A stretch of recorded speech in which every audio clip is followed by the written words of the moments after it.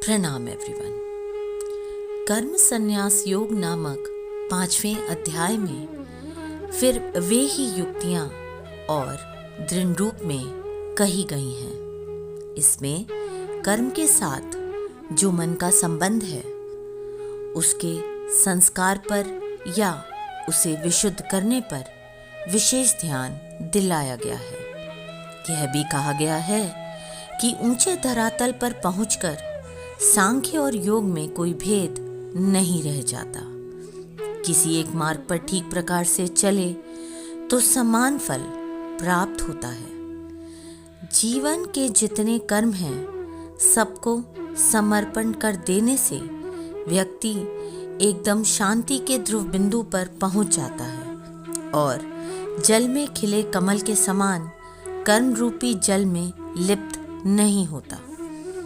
भगवान श्री कृष्ण इस अध्याय में कर्मयोग और साधु पुरुष का वर्णन करते हैं तथा बताते हैं कि मैं सृष्टि के हर जीव में समान रूप से रहता हूँ, अतः प्राणी को समदर्शी होना चाहिए।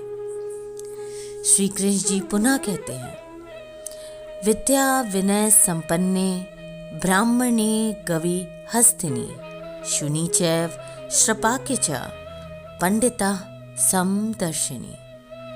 इसका अभिप्राय यह है कि ज्ञानी महापुरुष विद्या विनय युक्त ब्राह्मण में और चंडाल में तथा गाय हाथी एवं कुत्ते में भी समरूप परमात्मा को देखने वाले होते हैं।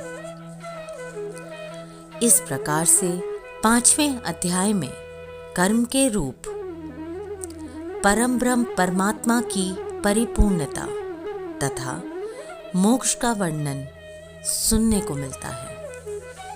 इसी के साथ ही आप सबसे विदा लेती हूँ। फिर मिलूंगी अगले रविवार रात 9 बजे मेरे YouTube channel RC voice overs पर गीता के सार के 6ठे अध्याय आत्म संयम योग के साथ।